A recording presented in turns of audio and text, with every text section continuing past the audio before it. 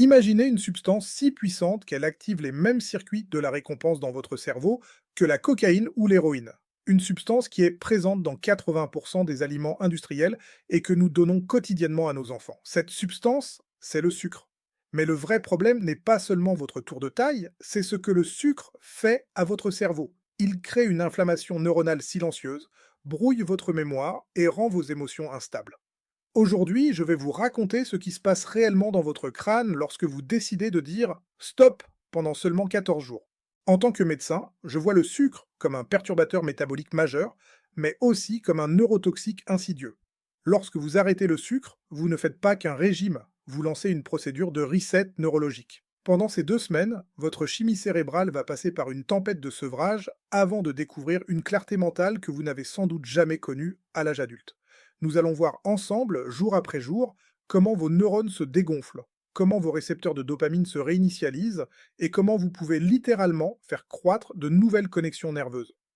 Ce n'est pas seulement un défi de volonté, c'est une libération biologique. Si vous vous sentez constamment fatigué, anxieux ou incapable de vous concentrer, cette vidéo est le signal que votre cerveau attendait pour enfin respirer à nouveau.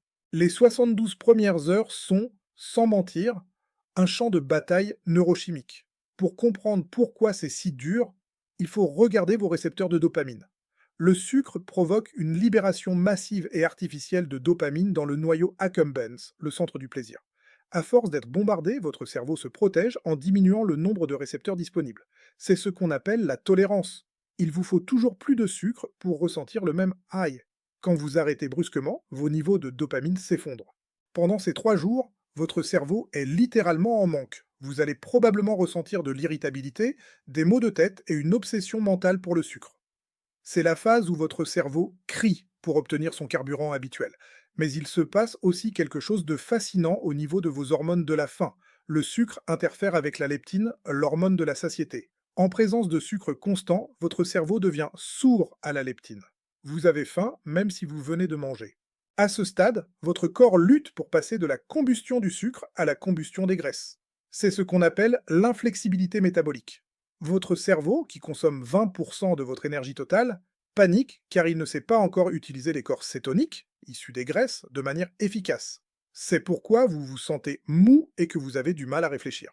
Les maux de tête sont souvent dus à une chute de la pression osmotique.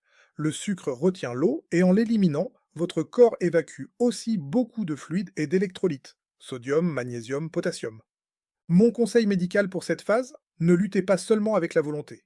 Buvez de l'eau avec une pincée de sel marin et prenez du magnésium. Cela calmera l'excitabilité de vos neurones et réduira les maux de tête. Comprenez que ce n'est pas vous qui avez faim, c'est votre circuit de la récompense qui est en train de se sevrer d'une addiction chimique. Si vous passez le cap du 3e jour, la partie la plus difficile physiquement est derrière vous. Vous allez entrer dans la phase de réparation, là où la magie opère vraiment sur vos capacités cognitives. Vers le 5e jour, quelque chose de miraculeux se produit. Le brouillard mental commence à se dissiper. Pour comprendre cela, il faut parler de la microglie. La microglie, ce sont les cellules immunitaires de votre cerveau. Leur rôle est normalement de protéger vos neurones, mais une consommation élevée de sucre les place dans un état d'activation chronique pro-inflammatoire. Votre cerveau est, au sens propre, en feu. Cette neuroinflammation est la cause directe de ce qu'on appelle le brain fog, cette difficulté à se concentrer, cette lenteur de pensée et cette sensation d'être déconnecté de la réalité. En arrêtant le sucre pendant une semaine, vous stoppez l'apport de carburant de cette inflammation. La microglie se calme. Les cytokines inflammatoires diminuent. Pour la première fois depuis longtemps, vos neurones peuvent communiquer entre eux sans interférence. La transmission synaptique devient plus fluide et plus rapide. Vous remarquerez que vous n'avez plus besoin de relire 3 fois la même phrase pour la comprendre. Votre attention devient plus stable. De plus, l'arrêt du sucre réduit la glycation des protéines dans le cerveau. La glycation, c'est quand le sucre se colle littéralement aux protéines et les déforme, créant ce qu'on appelle des AGS, Advanced Glycation End Product. Dans le cerveau, cela accélère le vieillissement cellulaire et peut endommager la structure des neurones. En 14 jours, vous donnez à votre corps le temps de commencer à nettoyer ces protéines endommagées. Un autre changement majeur concerne votre barrière hémato-encéphalique. Le sucre en excès fragilise cette barrière protectrice, laissant passer des toxines qui n'ont rien à faire dans votre cerveau. En stabilisant votre glycémie, vous renforcez l'étanchéité de cette barrière. Vous commencez à ressentir une forme de sérénité mentale.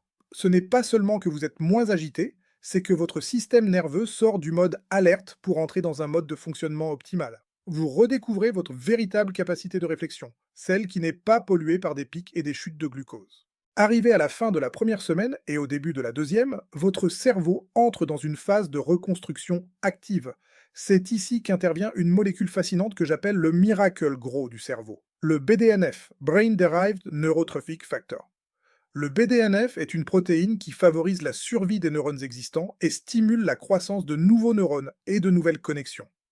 C'est la clé de la neuroplasticité, c'est-à-dire la capacité de votre cerveau à apprendre et à s'adapter. Des études cliniques ont démontré qu'une alimentation riche en sucre et en graisses trans diminue drastiquement les niveaux de BDNF, particulièrement dans l'hippocampe, le centre de la mémoire et de l'apprentissage.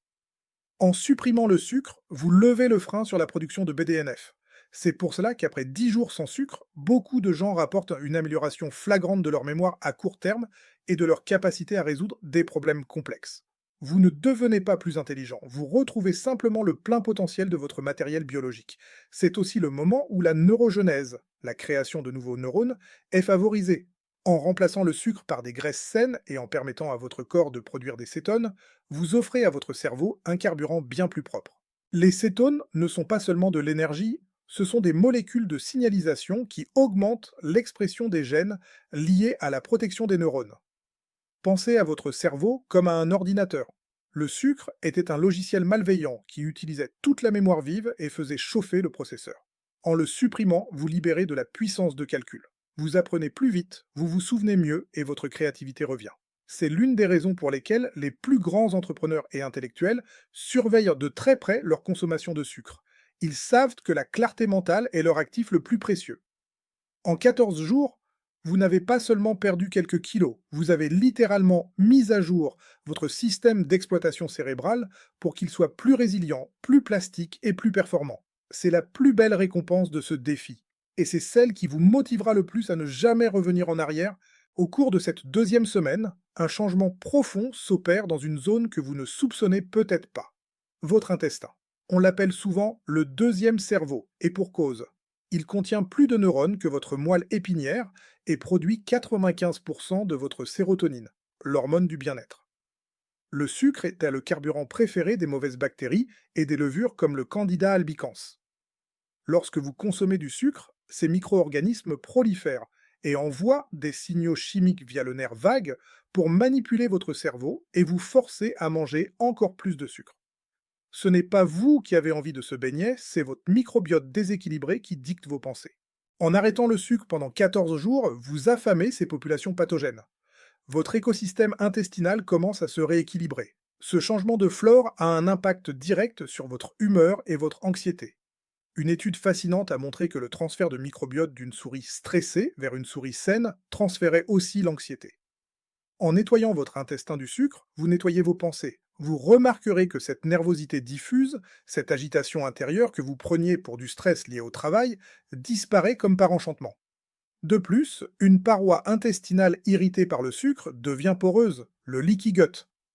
Des fragments de bactéries passent alors dans le sang et déclenchent une réponse immunitaire qui finit par enflammer votre cerveau.